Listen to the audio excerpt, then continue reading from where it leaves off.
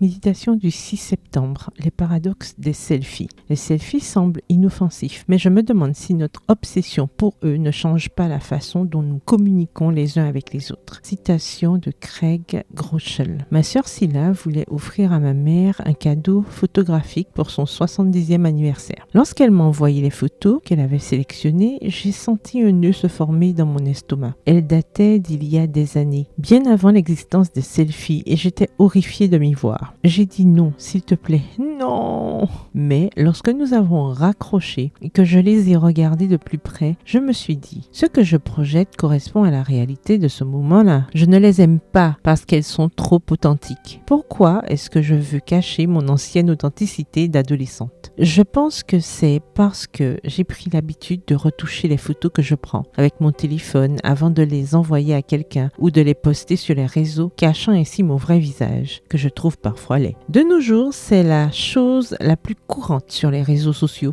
Nous contrôlons l'image que nous voulons protéger. Nous cachons ce que nous ne voulons pas que les autres voient de nous. Et paradoxalement, nous voulons que l'artificiel paraisse authentique. Nous appliquons des filtres, mais sans donner l'impression que nous en faisons trop, sans que cela paraisse invraisemblable. Nous reconnaissons que l'authenticité est une valeur importante et nous ne voulons pas avoir l'air artificiel, même lorsque nous retouchons artificiellement nos photos. Pourquoi faisons-nous cela? Parce que nous cherchons l'approbation. Nous voulons obtenir beaucoup de j'aime, mais la personne qui les reçoit n'est pas celle que nous sommes réellement, mais celle que nous nous efforçons de projeter, ce que nous voulons que les gens pensent que nous sommes. En cours de route, nous perdons notre vulnérabilité, qui est le trait humain qui nous permet de nous connecter. Voulant aller vers les autres, paradoxalement, nous nous en éloignons. Quel filtre utilisez-vous sur les images de vous-même que vous projetez sur vos réseaux sociaux? Publiez-vous des photos pour impressionner ou manipuler les autres? Recherchez-vous l'approbation et pour y parvenir, vous pensez devoir cacher vos insécurités à l'aide de filtres? Si c'est le cas, je veux